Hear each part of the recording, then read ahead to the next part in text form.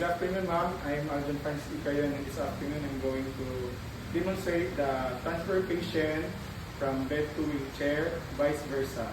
So the indications are for the patient's comfort and relaxation, to inhale fresh air and to avoid bed sore. So now I'm going to position the wheelchair to the strongest side part of the patient, 45-degree angle. Then lock.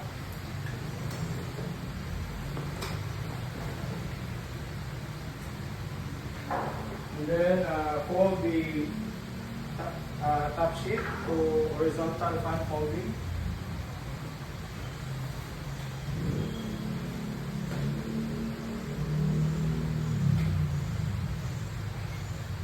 So now I'm gonna put the patient to moderate power position. So di pa siya mapanog, kato na lang ma. Ito lang ulit. Okay na. So, hindi sa pasintin ninyo, kung ano ang posisyon sa inyong letter, asa mo ang stroke. Ang stroke niya ma'am is sa left side arm niya. Right, so ang affected part is the Right side. right side. Yes ma'am. So now I'm going to lateral position the patient. So Support tayo sa iyong stroke. Gawin nga naman na siya. So, the weak part should be supported by the strong hand. Oo, na. The same with the leg. The weak should be supported by the strong.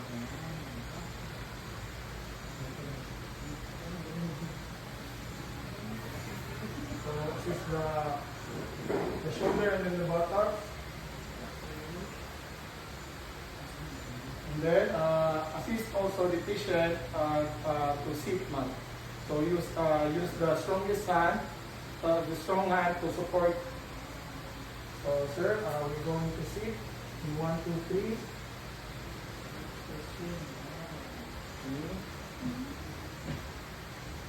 And then observe if there's any sign of nausea or dizziness. And then put a belt in the weak arm of the patient.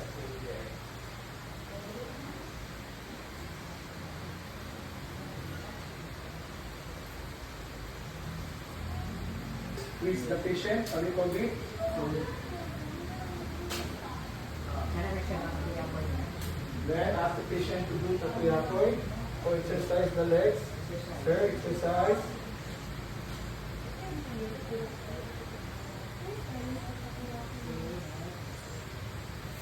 And then now, the leg of the patient is fine now.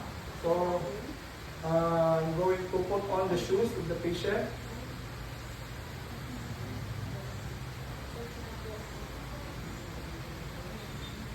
Then after that, going up, so assist the weak leg of the patient to your knee. So sir, we're going to stand in 1, 2, 3. Stand and then do the pivot. Going to the wheelchair. And then squeeze.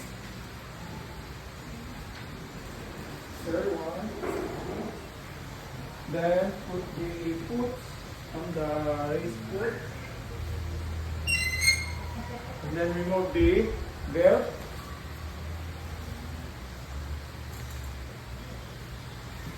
So now before we going out, so we're gonna fix the bed first.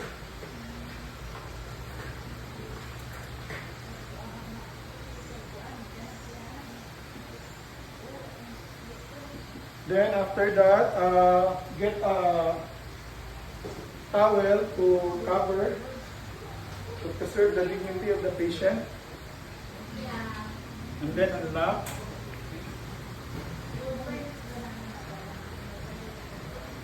Then, okay, now going to stroll around. So for the flat surface, so just push the wheelchair normally. Then for the elevated ramp, or if there's a ramp, so lift and tilt. Hold it until. And then, going back. So, step, and then watch behind, then backward, step, watch behind, backward, step, watch behind, backward. So now going back to the room of the patient. So I'm gonna put the patient to the opposite side, 45-degree angle.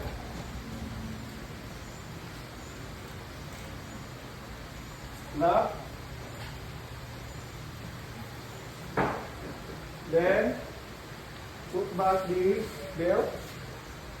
Nakikita niyo bed, Aldo, no? Nakikita niyo mo. Yes, ma'am. Before we install out, ma'am, I'm already fixed.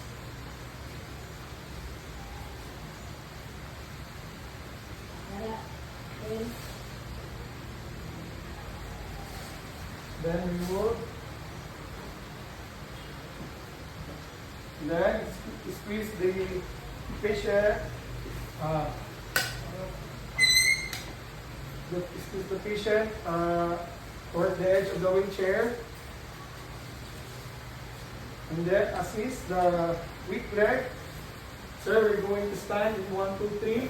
Stand. Then let the patient sit.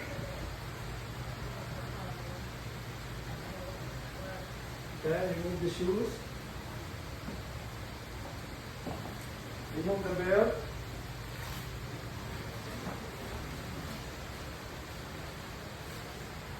And then assist the patient, squeeze the patient towards the center of the bed. And then assist the patient lying in the bed. Sir, 1, 2, 3.